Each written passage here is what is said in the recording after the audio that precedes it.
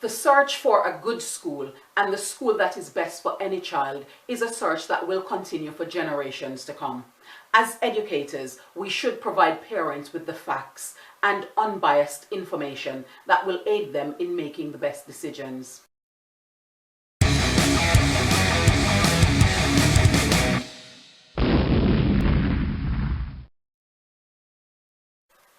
Every year, eager parents are busy exploring the best learning environment for their children.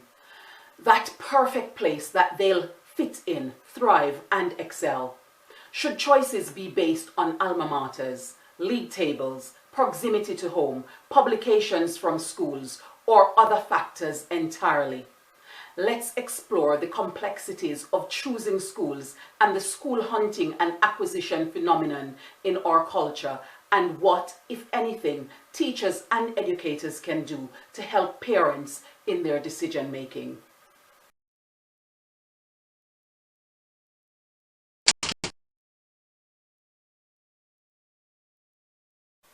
Many parents have a preference, and this is based on their perception of the qualities they believe that the school will or will not offer their children. Most explore schools' websites to get an idea of the school's culture. Others use the reputation that precedes these schools in their decision making. Some children experience insurmountable pressures to achieve unrealistic entry requirements of various high-flying schools because parents are super concerned with their children's future. Parents' concerns are not misplaced.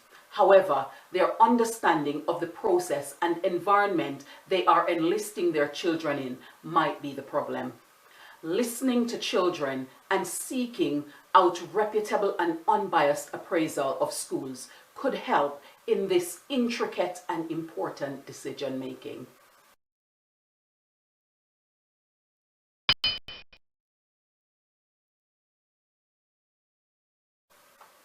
Most parents have high aspirations for their children, and several parents uses their children growing and learning as a forum to live out their failed ambitions and missed opportunities.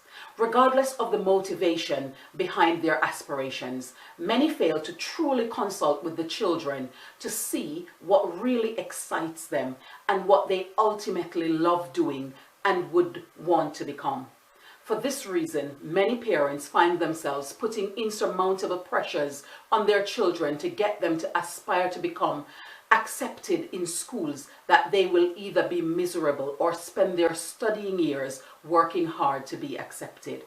On the other hand, many of these parents have their aspirations and work in partnership with their children to ensure that they are achieving their best and getting the support needed to realize those aspirational goals.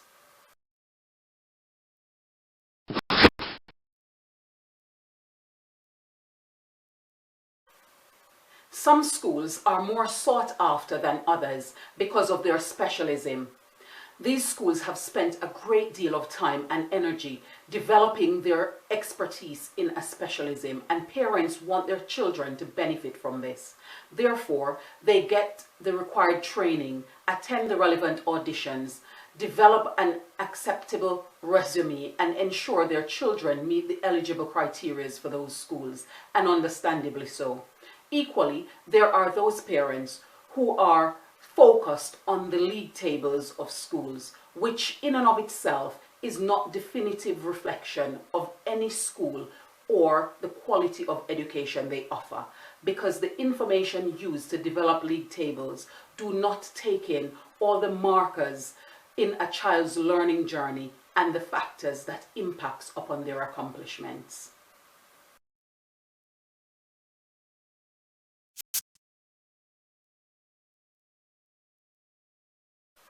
Schools spend money and time to promote themselves as the best choice for students and parents through open mornings, evenings, and days, advertising a reflection of what they feel parents are seeking and not always what they are delivering. The promotion approach that was once predominantly done by independent schools are now done by state, grammar, and chartered schools to increase their student numbers, and in so doing, ultimately increasing their funding.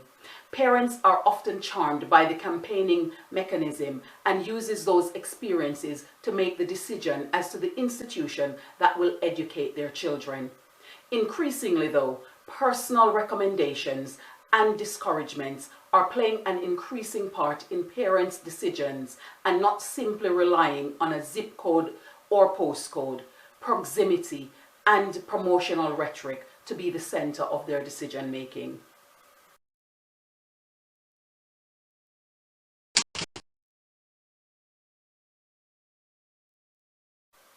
The search for a good school and the school that is best for any child is a search that will continue for generations to come.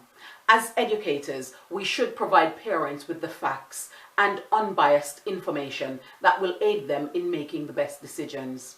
The best suggestion is to complete your appraisal and do your research beyond the promotional displays and misrepresentation of data.